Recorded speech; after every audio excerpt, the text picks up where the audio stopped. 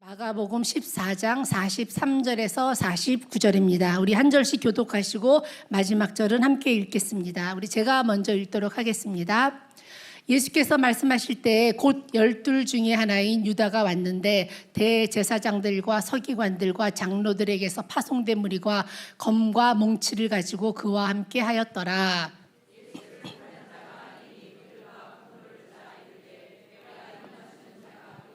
그를 잡아 단단히 끌어가라 하였는지라. 이에 와서 곧 예수께 나와 랍비여 하고 입을 맞추니 예수께 손을 대어 잡거늘 곁에 서 있는 자 중에 한 사람이 칼을 빼어 대제사장의 종을 쳐 그 귀를 떨어뜨리니라.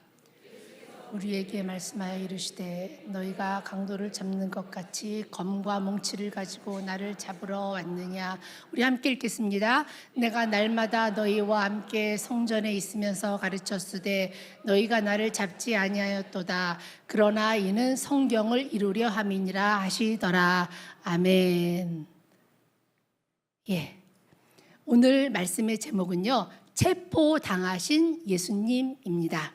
체포당하신 예수님. 그렇습니다. 예수님은 체포당하셨습니다.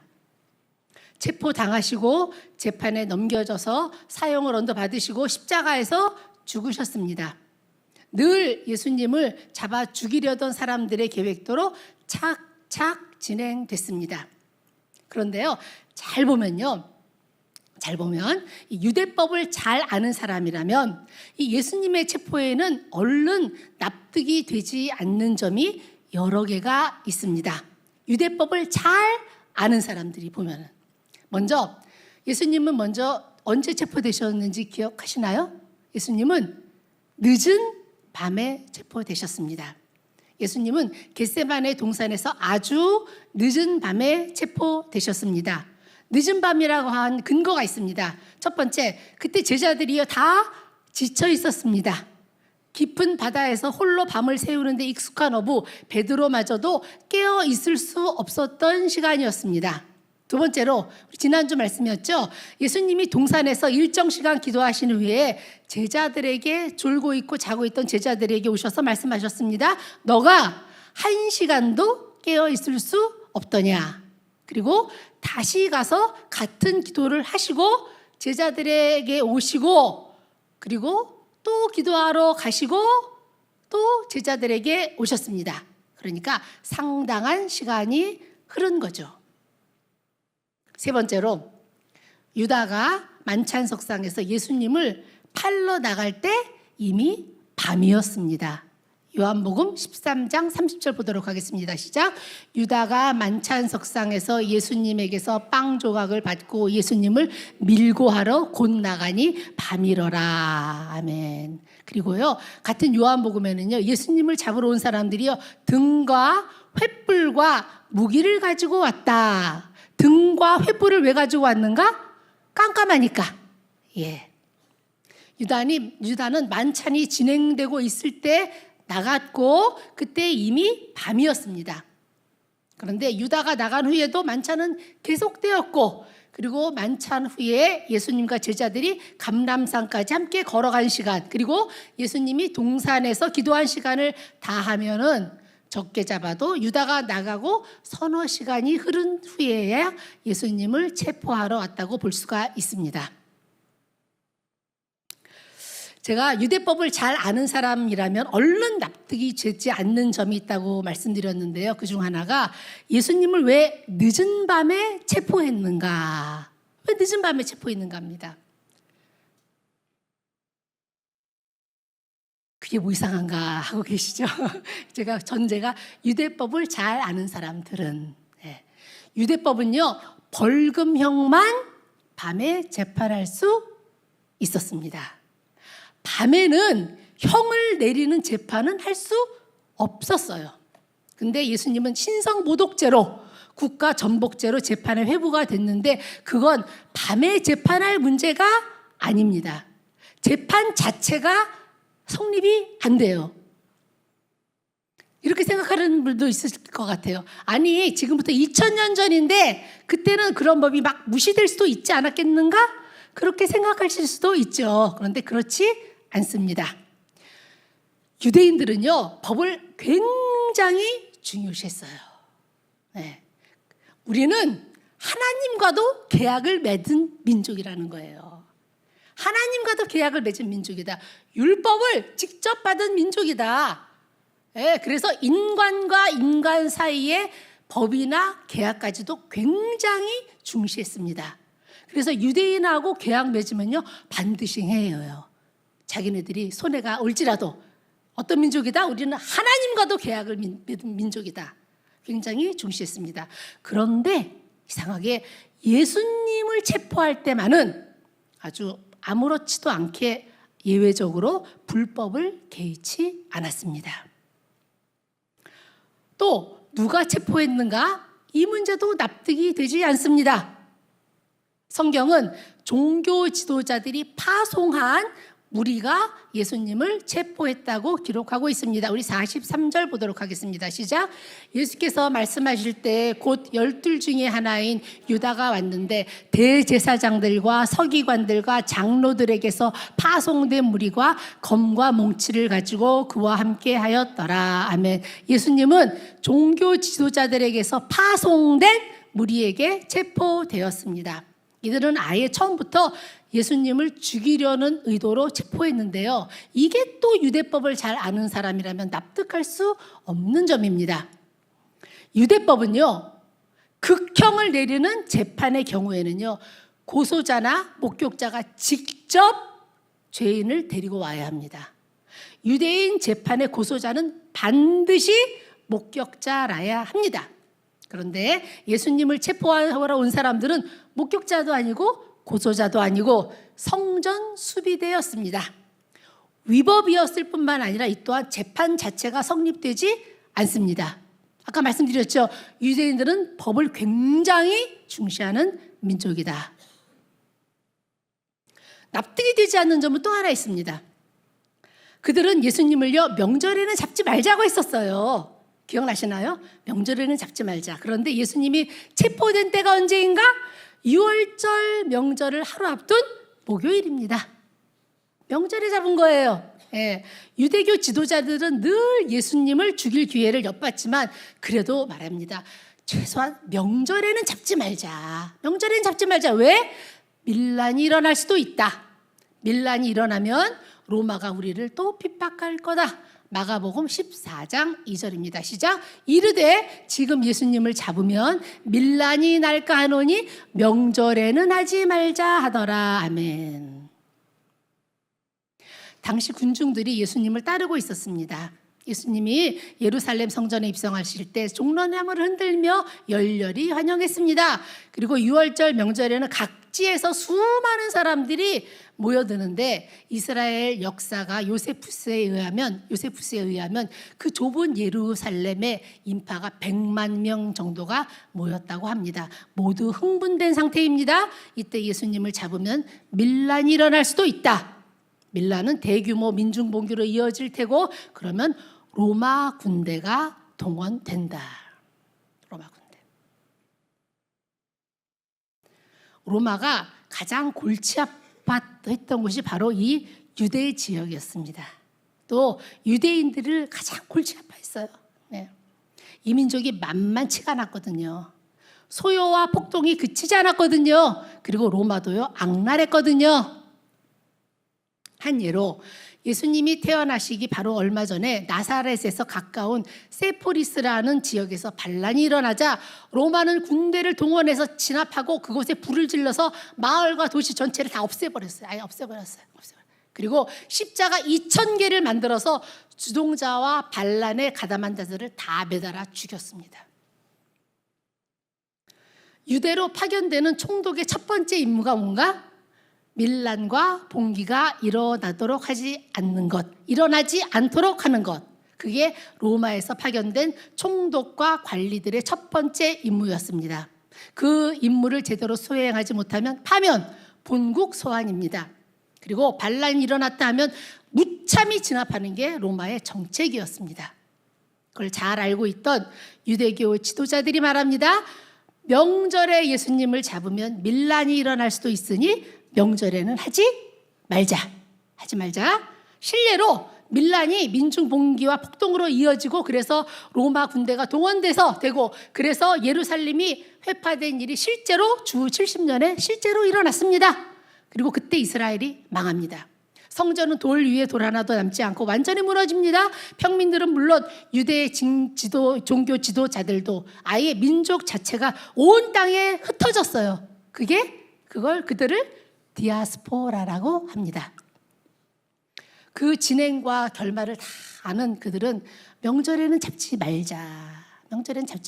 그 말을 한 게 바로 얼마 전인데 지금 그들은 명절을 앞두고 급하게 예수님을 체포합니다. 갑자기 왜 그래도 급해져서 명절을 앞두고 예수님을 체포했을까요? 그래서 예수님도 49절에서 말씀하십니다. 49절 보겠습니다. 시작. 내가 날마다 너희와 함께 성전에 있으면서 가르쳤으되 너희가 나를 잡지 아니하였도다. 아멘. 언제든지 체포할 수 있었다는 거예요. 작정만 하면 언제든지 은밀하게 체포할 수 있었다는 겁니다. 그런데 왜 하필이면 명절에 예수님을 체포했을까요? 그것도 이상합니다. 그리고요, 이들이 유다에 밀고 후에 예수님을 체포했는데요. 가만히 생각해 보면은요, 예수님을 체포할 때 굳이 유다의 밀고가 필요했을까요? 이것도 납득이 되지 않습니다. 일제 강점기 때 우리 독립운동가는 자기의 정체를 숨겼잖아요. 그래서 이들을 잡으려면은 밀고자가 필요했지만 지금 예수님을 체포하는데 굳이 밀고가 필요하지 않았습니다. 그런데 유다는 대제사장들에게 가서 예수를 넘겨주겠다, 밀게 하겠다고 하고 그들은 기뻐하며 대가로 돈을 주겠다고 합니다. 마가복음 14장 10절과 12절입니다. 시작. 12 중에 하나인 가룟 유다가 예수를 넘겨주려고 대제사장들에게 가매 그들이 듣고 기뻐하며 어떻게 넘겨줄까 하고 그 기회를 찾더라. 아멘. 유다가 그 기회를 찾더라. 유다는 무슨 기회를 찾고 있었을까요? 무슨 기회를 엿보고 있었을까요? 또 유대의 지도자들은 유다에게서 얻기 원했던 정보가 있었는 것 같은데 그 정보가 어떤 것이었을까요? 그리고요, 이날따라 예수님은 동산에 오랫동안 계셨습니다. 예수님은 이전에도 감람산에 자주 습관적으로 가셨어요. 그런데 이날은 다른 날과는 달리 동산에 오랫동안 계셨습니다. 마치 유다와 체포조가 오기까지 기다리셨다는 듯이 지치도록 오래 계셨습니다. 그리고 그들이 오자 지난 말씀이었죠. 제자들에게 말씀하십니다. 일어나라. 함께 가자. 예수님은요, 유다가 사람들을 데리고 올 걸 확신했습니다. 만찬석상에서 유다에게 말씀하셨습니다. 너 밀고 하는 일을 속히 하라. 요한복음 13장 17절 시작. 조각을 받은 후 곧 사탄이 그 속에 들어간지라. 이에 예수께서 유다에게 이르시되 내가 하는 일을 속히 하라 하시니. 아멘. 그리고요, 군병들이 예수님께 손을 대자 제자 베드로가 대제사장의 종의 귀를 베었습니다. 소동이 일어났겠죠? 그죠? 오늘 본문 46절 47절입니다. 시작.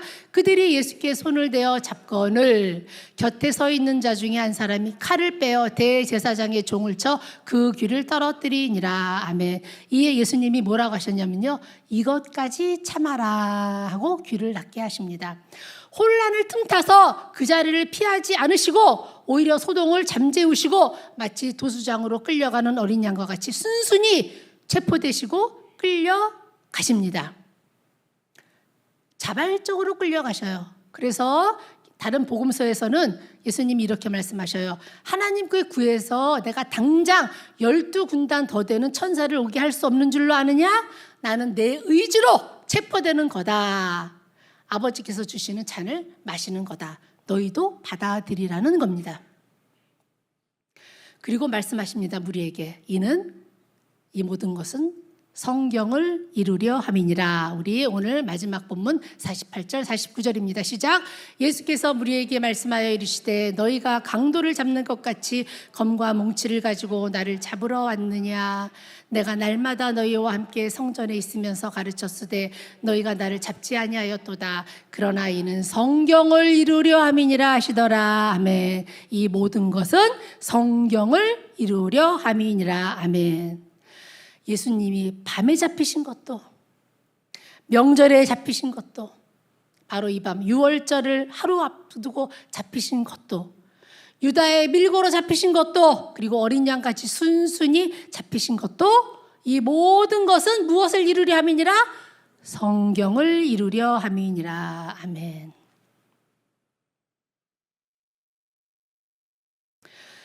유대교 지도자들은요, 불법을 행하면서 무리하게 밤에 예수님을 체포했습니다. 그리고 적어도 명절에는 하지 말자고 했지만 지금 어떤 이유에서인지 명절을 코앞에 두고 급하게 예수님을 체포했습니다.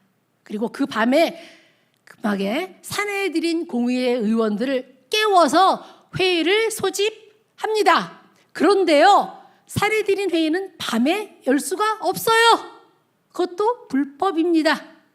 그리고 그들은 예수님을 십자가형에 넘기려고 새벽에 공무 시간 전에 미리 은밀하게 약속했던 빌라도에게 넘겨요. 미리하게 잊지 않고서야 그 새벽에 빌라도가 재판을 열겠습니까? 빌라도는 그런 인간이 아닙니다. 그들은 정말 애썼어요. 자신들의 뜻을 이루려고 급박하지만 치밀하게, 계획적으로, 철저하게, 그리고 일사불란하게 일들을 진행했습니다. 하지만요, 사실은 이 모든 건 그러나 이는 성경을 이루려 함이니라. 아멘. 성경을 이루시려는 하나님의 계획 가운데 이루어진 일입니다.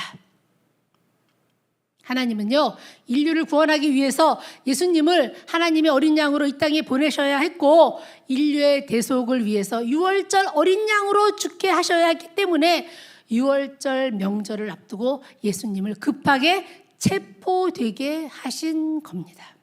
그리고 예수님은 그 하나님의 뜻에 온전히 순종하신 겁니다. 예, 그렇습니다.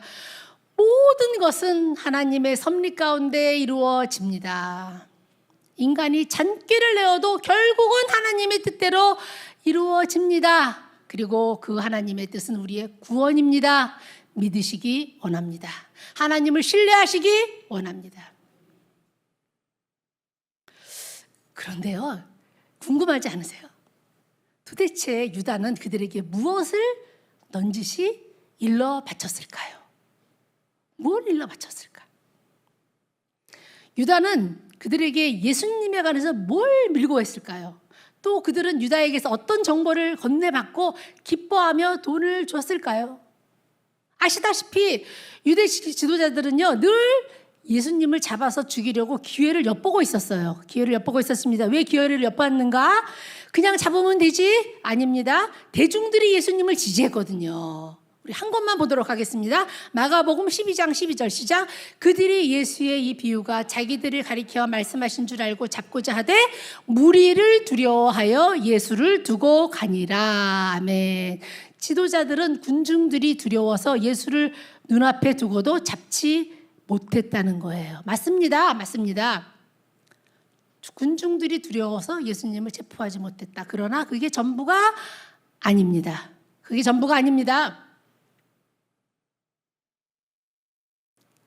그들에게는 대중에 대한 두려움보다 더 깊고도 큰 두려움이 있었으니 그건 바로 예수 그리스도, 그분 자신에 대한 두려움이었습니다. 그들도요, 예수님에게 어떤 비범한 능력이 있다는 걸 알고 있었습니다. 그들도요, 예수님의 인격을 둘러싼 신비한 후광을 그들도 눈으로 보고 있었습니다. 예수님의 비범한 능력, 신비한 후광으로 인해서 그들은 예수님을 체포하는 일을 주저하고 있었던 겁니다. 주저하고 있었어요. 또한 그들은 예수님이 하고자 하시면 예루살렘 전도시를 상상할 수도 없는 혼란과 흥분의 상태로 몰고 갈 수 있다는 걸 누구보다도 잘 알고 있었습니다. 그런데 유다가 소식을 가지고 옵니다. 유다가 소식을 가져옵니다. 하나는 예수님은 만찬 후에 겟세마네 동산으로 가려고 한다. 그리고 지금 예수님의 마음은 이미 십자가 쪽으로 기울어져 있다. 지금이 기회다. 지금을 놓치면 언제 다시 이런 기회가 올지 알 수 없다. 알 수 없다. 도대체 근데 왜 유다는요, 예수님을 그들에게 넘길 생각을 했을까요? 예수님이 여러 차례 말씀하셨습니다. 나는 이방인들에게 넘겨져서 십자가에 못 박혀 죽을 거다. 베드로와 다른 제자들은 그런 일은 일어나서는 안 된다며 항의했지만 유다는요, 그 이야기를 귀 기울여 들었던 것 같습니다. 그리고 생각합니다. 이 사람은 내가 생각하는 예수가 아니구나. 우리를 로마에서 해방시켜줄 사람이 아니구나. 제자들을 개국 공신으로 높여줄 사람도 아니구나. 3년 동안 모든 것을 버리고 따랐건만 예수에게서는 더 이상 기대할 게 없구나. 그러면서 예수님을 팔 기회를 엿보았던 것 같습니다. 그러던 중에 예수님이 마지막 만찬 석상에서 말씀하십니다. 너희 중에 한 사람이 나를 팔 것이다. 그리고 유다에게 말합니다. 너가 하는 일을 속히 하라. 유다는요, 그 밤에 예수님의 마음을 보았습니다. 예수님은 최소한 오늘 밤에는 체포에 대해서 저항하지 않을 것이다. 이 밤에는 예수님을 체포할지라도 어떤 소동도 일어나지 아니할 것이다. 그리고 종교 지도자들에게 가서 말합니다. 지금이 기회다. 그의 예측대로 예수님은요, 조용히 체포되셨습니다. 기다렸다는 듯이 체포되셨습니다. 또 그들의 생각대로, 종교 지도자들의 계획대로 예수님은 체포되셨고 결국 십자가에서 죽으셨습니다. 그런데요, 유다가 예수님을 그들에게 넘겨준 걸까요? 유다가 넘겨주는 걸까요? 무슨 그런 말씀을요. 진실은 하나님이 넘겨주신 겁니다. 하나님이 넘겨주신 거예요. 로마서 8장 32절입니다. 시작.